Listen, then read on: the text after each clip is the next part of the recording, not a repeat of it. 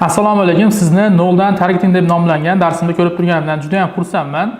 O'zi O'zbekiston sharoitida targeting sohasi juda ham aktualniy sohalardan biriga aylanib bormoqda. Buning sababi esa juda ham ko'p bizneslarning daromadini oshirishda, ularga kattaroq foyda olib kelishda target va lead generatsiya xizmatidan juda ham ko'pchilik foydalanishmoqda.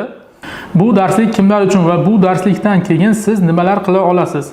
Bu darslik kichik tadbirkorlik bilan shug'ullanadigan yoki onlayn magazini bor insonlar uchun juda ham foydali bo'ladi. Yoki marketing sohasida ishlaydigan va targetni o'zim yoqib ko'raman deydigan insonlar uchun ham juda foydali bo'lgan. Keyingisi shu sohaga qiziqish kuchli bo'lgan, kelajakda targeting sohasini o'rganib, yuqori daromadga chiqmoqchi bo'lgan va target kurslariga pul yetmayotgan insonlar uchun juda ham foydali bo'ladi. Bu darsligimiz umumiy 5 ta bo'limdan iborat. Birinchisi Facebook akkaunt, Instagram akkaunt ochish va uni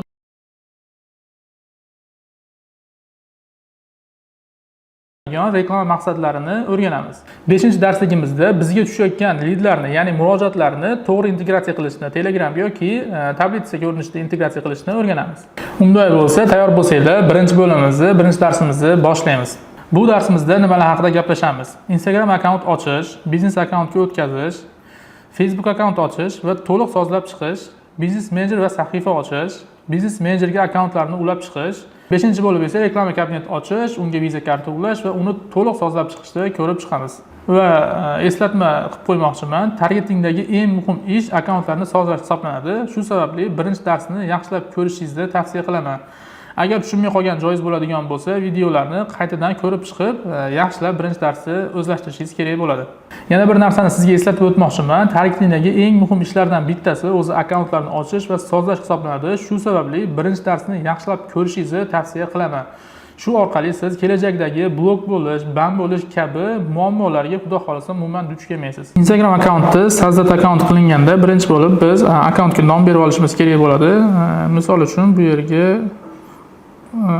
Umar Ibragimov misol uchun 9000 o'zingizlarga agar internet do'koningizlar yoki biznesinglardagi nomingizlar bo'ladigan bo'lsa, shu nomda kirgizishinglar kerak bo'ladi. Agar shaxsiy akkaunt ochayotgan bo'lsanglar, shaxsiy bo'sh nom kirgizishinglar kerak bo'ladi. Agar bo'sh nom bo'lsa, shunaqangi galочка chiqib qoladi. Dalil tugmasini bosamiz va parol qo'yib olish kerak. Parol qo'yilganda ham iloji bo'lsa 4 ta harf, 4 ta raqamli parol qo'ysanglar, esingizda qolishi ham oson bo'ladi. Imkoni boricha o'zingizlar esingizda qoladigan parol qo'yinglar. Keyin shu parol Instagram akkaunt nomini va parolni biron joyga zametka qilib o'zingizlar uchun yozib ketsanglar, keyinchalik yo'qotib qo'ymaysizlar. Akkaunt ochildi deyilyapti. Bu joyda telefon nomeri qo'shib qo'yishimiz ham mumkin bo'ladi sirazi yoki zavreshit registratsiya qilib ketsak ham bo'ladi. Uje bizda mana akkaunt ochildi. Bu yerda razрешить полный достуp degan narsani so'rayapti.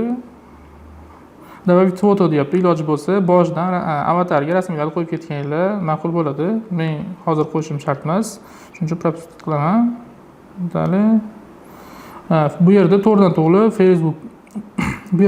to'g'ri Facebookga ulab qo'yishlikni rekomendatsiya qilyapti. Bu ham bizga shart bo'lmaydi. Пропустить qilamiz. Пропустить. Ko'rib turganinglardek, uje bizda yangi akkaunt ochildi.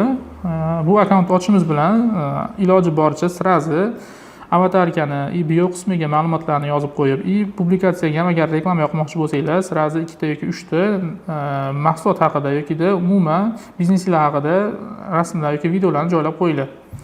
Bu yerda birinchi qiladigan ishimiz endi izmenit tugmasini bosamiz va akkauntni professional akkauntga o'tkazamiz. Mana bu yerda ko'rishingiz mumkin, переключить на профессиональный аккаунт degan tugma chiqdi.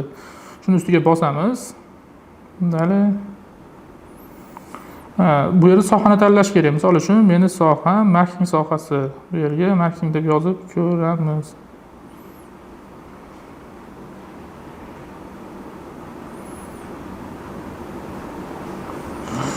Hozir reklama va marketing sohasi chiqdi. Показать profilda ko'rsatish, переключить на профессиональный аккаунт ustiga bosamiz.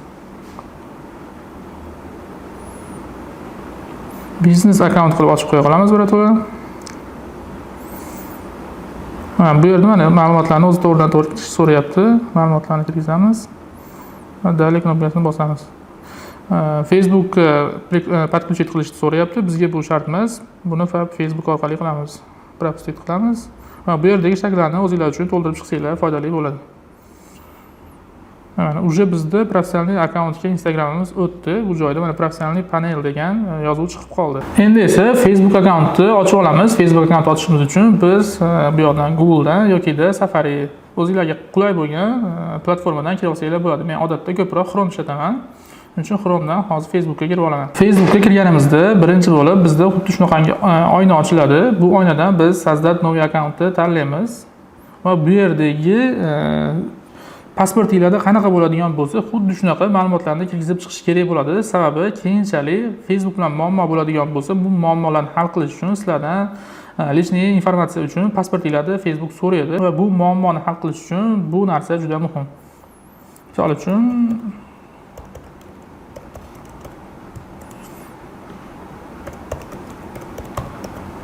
bu joyda nomer yoki elektron pochta so'rayapti. Iloji bo'lsa telefon nomeri kirgizganinglar ma'qulroq. Sababi telefon nomeriga SMS keladi. Shu orqali Facebook ochish, keyinchalik Facebookga kirish, dostуп berish ham osonroq bo'ladi.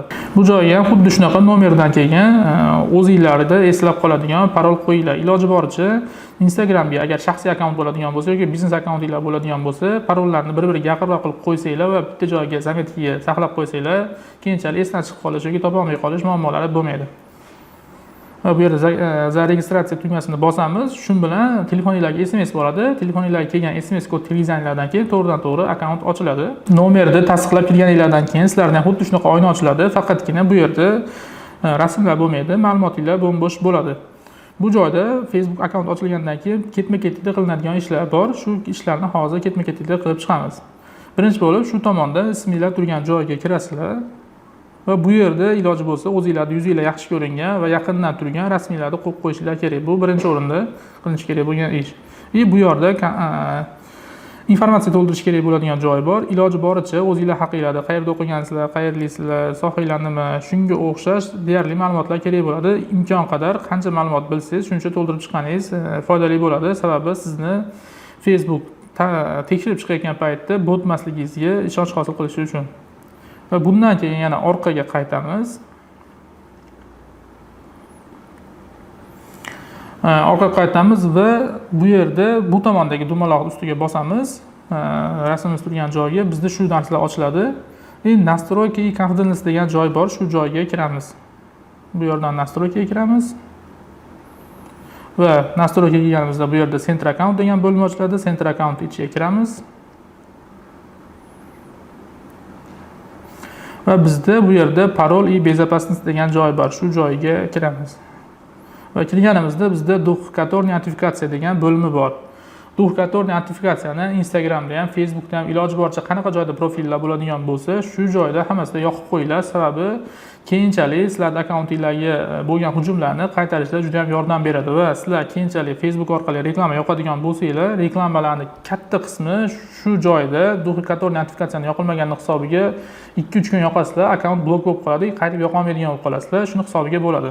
Shuning uchun обязательно kelishinglar bilan shu narsani yoqib qo'yinglar. Bu joyga kiramiz, Facebook tanlaymiz va buni bizga SMS ketdi. Telefon raqam. Bu Facebook akkauntimda o'zi menda duplikatор notifikatsiya yoqilgan, shuni hisobiga notifikatsiyaga kirishim bilan mendan uje kod so'rayapti. 453.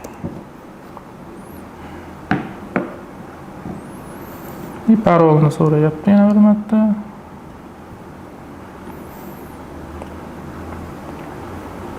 Mana sizlarda o'sha duplikatор notifikatsiyani bo'limiga o'tganinglarda xuddi shu oyna ochiladi.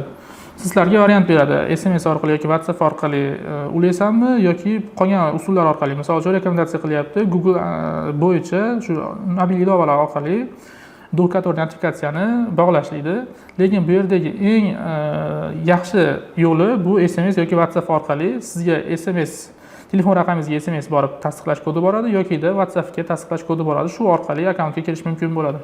Shuning uchun faqatgina shuni tanlaganingizda tavsiya qilaman. Buni yoqib qo'yganimizdan keyin endi chiqamiz. Bu yerdan to'liq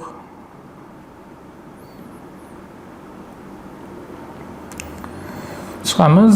Bizda uchinchi qilinadigan ishi stranitsa ochish bo'ladi. Stranitsa ochishimiz uchun bu yerda menyu tugmasini bosamiz. Tugmasini bosganimizda bu yerda stranitsa degan bo'lim chiqadi. Stranitsa degan bo'limni tanlaymiz va bu yerdan Sozdat новую страницani tanlaymiz. Misol uchun sizlarning biznesinglar qanaqa bo'ladigan bo'lsa, nomini ham, misol uchun Instagramni qanaqa ochgan bo'lsanglar, bu yerga ham xuddi shunaqa stranitsaga nom berib ochsanglar bo'ladi. Stranitsa, ya'ni sahifa ochishdan oldin men sizga bitta narsani tushuntirib o'tib ketishim kerak bo'ladi. Juda ham ko'pchilik o'ylaydi, Facebook akkaunt ochadigan bo'lsam, reklamalarim meni nomimdan ko'rinadimi odamlarga? Ya'ni xuddi men u narsani reklama qilayotgandek bo'lamanmi deydi. Aslo unaqa emas.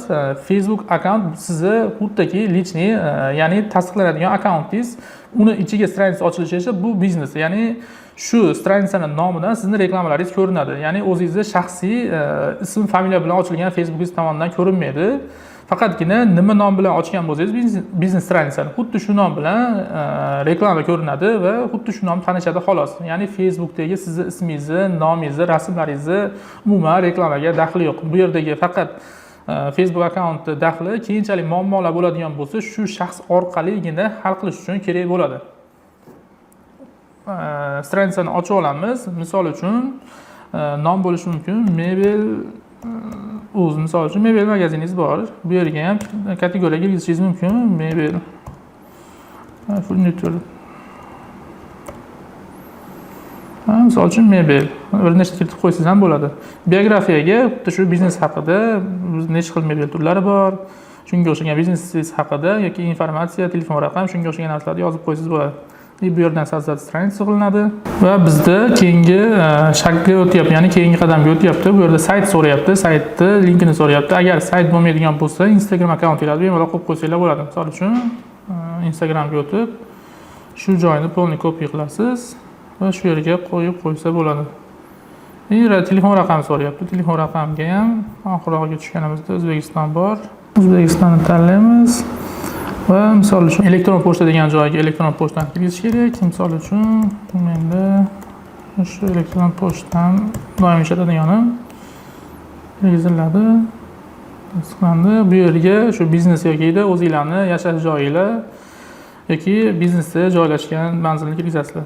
Bu yerga chas rabotani ukazan qilib qo'ysanglar ham bo'ladi. Agar do'kon bo'ladigan bo'lsa biznesinglar, bu yerda xohlaganinglar rabota ukazani qilib turib, har kuni, misol uchun dushanbadan shanbagacha 8 dan 9 gacha ishlaydi qilib belgilab chiqsa bo'ladi bu yerda. Oynada ko'rishinglar mumkin. Shuni xohlaganinglarcha belgilab chiqsanglar bo'ladi. Agar doimiy ishlash vaqti noma'lum bo'ladigan bo'lsa, ko'rsatmaganinglar ham ma'qul. Dalil tugmasini bosamiz. Bizda endi keyingi qadam bu yerda stranitsani, ya'ni avatar qismiga rasm qo'yishimiz kerak, obloshkasiga rasm qo'yishimiz kerak bo'ladi. Misol uchun menda agar rasmlarim bo'ladigan bo'lsa,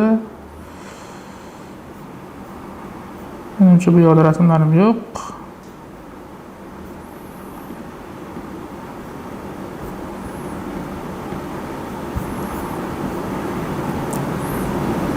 Misol uchun shu rasmni qo'ymoqchiman deylik. O'zi aslida rasmim deyarli yo'q ekan. Uni to'g'rilasa bo'ladi. Iloji bo'lsa, dumaloq shakldagi rasmlarni qo'yilganinglar ma'qul. Chunki bu yerda reklama chiqqanda aynan shu joyi ko'rinib turadi. Obloshka qismiga ham xuddi shunaqa obloshka, ya'ni YouTube formatdagi rasm kerak bo'ladi. Orqasi chiroyli bo'lib ko'rinib turadi. Ikkovini ko'rinishinglar mumkin.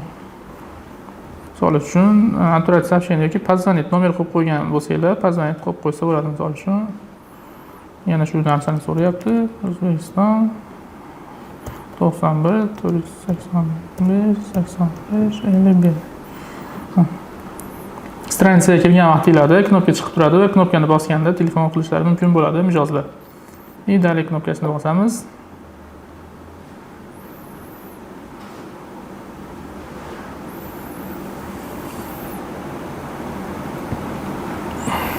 Bu yerda WhatsApp podключить qilib qo'yishni ham so'rayapti. Agar xohlasanglar WhatsApp ishlatsanglar, WhatsAppni ham qo'shib qo'ysanglar bo'ladi, lekin menga WhatsApp kerak emas, shuning uchun WhatsAppni qo'shmayman. Agar sizlarda bo'ladigan bo'lsa, qo'shib qo'yishinglar mumkin. Polniy stransiya ochilganligi haqida Facebookdagi auditoriyaga xabar beraylik deb so'rayapti. Пригласить друзей qilib yuborsanglar xabar beradi yokida dalil qilib yuborsanglar ham bo'ladi. Bizda stransiya ochildi, stransiyamiz уже tayyor.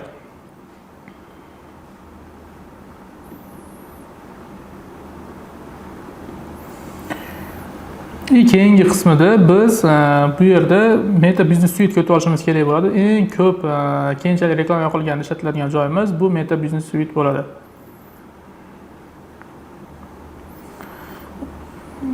Meta Business Suite'dan hozir ochgan profilimga o'taman. Mana biz hozir ochgan profilimiz shu yerda ko'rganinglardek turibdi. Bu yerdan instrument qismini topamiz. Ko'rib turganinglardek bizda уже stransiya tayyor holatda turibdi. Endi ko'rib turganinglardek bizda stransiya уже tayyor holatda. Endi yana shu stransiyaga ochilgan nomni ustiga bosamiz. Bu yerdan настройки qismiga kirib olamiz, stransiyaning настройкasiga. Настройкаga kirganimizdan keyin bizda настройка stransiya degan joy bor, shu joyga kiramiz. Bu joyda stransiyaga dostуп berish bor. Email degan joyga kirib, biz bu yerda userni ham yaratib qo'yishimiz kerak. Misol uchun bu akkauntda ham Umar.Ibragimov bo'lgan bo'lsa, xuddi shuni saqlab qo'yamiz. Keyinchalik bu silka orqali klientlarga tashlab bersanglar, Facebook stransiyaga kirish mumkin bo'ladi. Bu zannet ekan, yana qo'shib qo'yamiz. Undan keyingi qiladigan ishimiz bizda связка akkaunt qilishimiz kerak bo'ladi. Ya'ni Facebook akkauntimizni, hozirgi ochilgan stransiyamizni Instagram ochgan akkauntimizga ulaymiz. Bu yerda связь akkauntni bosamiz va Instagramni tanlaymiz. Bu yerdan подключить ustiga bosamiz. Yana подключить, продолжить. Va bu yerda men Instagram akkaunt kirib qo'yganim uchun tayyor turibdi. Xuddi shu narsani bosamiz. Login is Umar.Ibragimov akkaunti.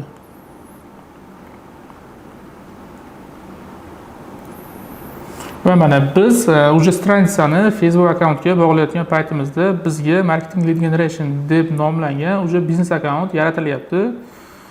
Продолжить tugmasini bosamiz. Biznes akkaunt yaratilib, stransiya va Instagram akkauntimiz shuning ichiga qo'shilyapti o'zi. Ozgina kutib turamiz. Уже mana bizda Facebook akkauntimiz Instagram akkauntga bog'langanligini tasdiqlab, уже galishga chiqdi. Готов tugmasini bosamiz. Bosganimizdan keyin уже xuddi shunaqangi bo'lib ochilishi kerak. Agar bu joyda sizlarda qizil bo'lib yoki boshqacharoq ochilgan bo'lsa, bilingki, Instagram akkauntingizlar oldin boshqa stransiyaga bog'langan, undan to'laqonli uzilmasdan sizlarga bog'langanligi uchun shunaqangi muammolar bo'ladi. Shunday holatiga iloji boricha jiddiyroq qarab qo'yasizlar. Va bu joydan biz yana tashqariga chiqamiz. Endi mana opsiydan Meta Business Suite ga o'tamiz. Eslatib o'tardim, Meta Business Suite bizni targetingdagi eng ko'p ishlatadigan joylarimizdan bittasi. Uje mana bizda ma'lumot berish boshladi. Vash Business Portfolio, uje Business Manager tayyor. Marketing Lead Generation nomi, bu yerga ulangan akkauntlar Umar Ibragimov shu Instagram stransiya akkaunt, Instagram akkaunt deb turibdi. Ko'rganinglardek. Готов qilamiz. Uje bizda tayyor privaska ulangan, mana uje Marketing Lead Generation deb nomlangan, bizda bitta Business Manager tayyor. Endi sizlar bilan qilishimiz kerak bo'lgan ishni 5-inchisi qolyapti. Настройка kompaniyaga kiramiz, ya'ni Business Manager настройкasiga kirib olamiz. Bu yerda mana stransiya bor. Instagram akkauntini ko'rib qo'yamiz. Akkaunt Instagram degan joyda уже Instagram akkauntimiz tayyor turibdi. Bu yerda biz reklamli akkaunt ochishimiz kerak. Reklamli akkaunt degan bo'limga kiramiz va добавить qilib создать новый рекламный аккаунт ochamiz. Naзвание reklamli akkaunt, ya'ni reklamli akkauntni Ads Managerdan turganda sizlarga nom berib qo'yishinglar kerak, ya'ni osonroq topib olishinglar uchun.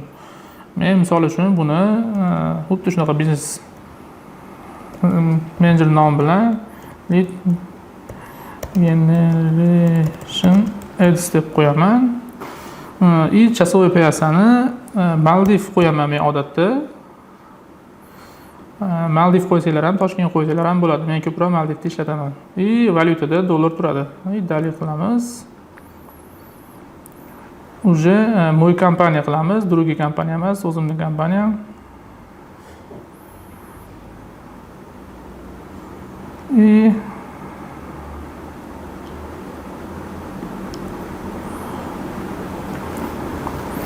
bu yerda bu tugma sizlarda chiqmasligi kerak. Menda akkaunt qilib ochilgan hisobim ham chiqib qolgan bo'lishi mumkin. Уже reklamli akkaunt sozdan bo'ldi, sozdat bo'ldi. И bu yerda platnochniy informatsiyalar yurgizishimiz kerak bo'ladi. Bu kirgizgan ma'lumotlarimiz to'g'ri. Davlat tugmasini bosamiz. США. И keyin yana bitta narsa, bu yerda informatsiya, kompaniya налоговый informatsiya degan joy bor. Ya'ni sizlarda hozir to'g'ridan-to'g'ri reklama yoqadigan bo'lsanglar, 12% NDS oladi Facebook tomonidan. Agar $100 ga reklama yoqadigan bo'lsanglar, sizlardan qo'shimcha yana 12% NDS oladi. Uni bemalol o'chirib qo'ysanglar bo'ladi. Redakt degan joyga kirasizlar va bu joyga kirsanglar NDS so'raydigan joy bor. Videoda ozgina uzilish bo'lib qoldi. Hozir Ads Manager ochildi. Ochilgandan keyin bu yoqda Ads Manager o'ziga kiriladi. Bu yoqda plus qilamiz. Ya'ni Ads Managerga yozib Ads Manager deb yozsak bo'ladi. Bizda reklamli akkaunt tayyor bo'ldi. Reklamli akkaunt tayyor bo'lgandan keyin yoki sizga to'g'ridan-to'g'ri Ads Manager kirib ketadi yoki shu joy orqali Ads Managerga kirishingiz mumkin bo'ladi. O'sha Ads Manager kirganimizda bizda xuddi shunaqangi oyna ochiladi. Bizni bu haqiqiy рабочий stolimiz hisoblanadi. Bu yerda informatsiyalar so'rayapti. Bizni birinchi bo'lib qiladigan ishimiz karta ma'lumotlarini kirgizish va agar hozir to'g'ridan-to'g'ri reklama yoqadigan bo'lsangiz, Facebook sizdan 12% NDS oladi. Ya'ni $100 ga reklama yoqadigan bo'lsangiz, sizdan qo'shimcha 12% oladi. Visa karta ochish va NDS ni o'chirish bo'yicha hozir ko'rib chiqamiz. Bu oyna ochilgandan keyin bu yerda ko'rishingiz mumkin, chap tomonda kartaning rasmi bor. Platoj degan bo'limiga kiramiz.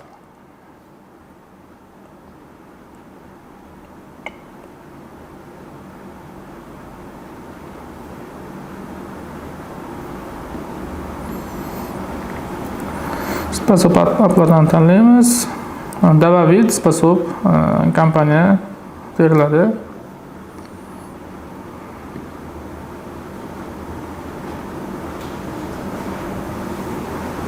Bu yerda O'zbekiston dollar США tanlaymiz. Keyin bu yerda o'zingizlarda nominglarni yozib qo'yishinglar mumkin. Misol uchun menda Muhammad Umar, karta raqami, bu yerda kartani amal qilish muddati va bu yerda kartaning orqa tomonida CV 3 tali raqam kodi bo'ladi. Shuni terasizlar, shu bilan karta ulanadi. Iloji boricha Capital Bank yoki Aktomobil kartalaridan foydalanishinglarni tavsiya qilaman. Konvertatsiya qilish osonroq, ishlatishga udobniyroq hisoblanadi. Sahar qilganimizdan keyin bizda karta ulanadi. Undan keyin biz akkaunt ustiga bosamiz va shu joyga kiramiz. Bizni налогni o'chirib qo'yishimiz kerak bo'ladi. Налогni o'chirib qo'yishimizni shu yerda mana informatsiya kompaniya degan joy bor. Shu joydan redaktor qiqlamiz. Va bizda nomer platejli NDS turibdi. Ya'ni sizlarda agar kompaniya bo'ladigan bo'lsa yoki-da biron firmalar bo'ladigan bo'lsa, undagi INN'da, ya'ni 9 tali raqamni bu yerga kirgizib qo'ysanglar, sizlardan Facebook 12% NDS da umuman olmaydi. Ya'ni $100 ga reklama yoqsanglar, $100 yechadi xolos. Shuni kirgizib qo'yamiz va bo'ldi. Uni ham saqlanib qilib, keyin chiqamiz.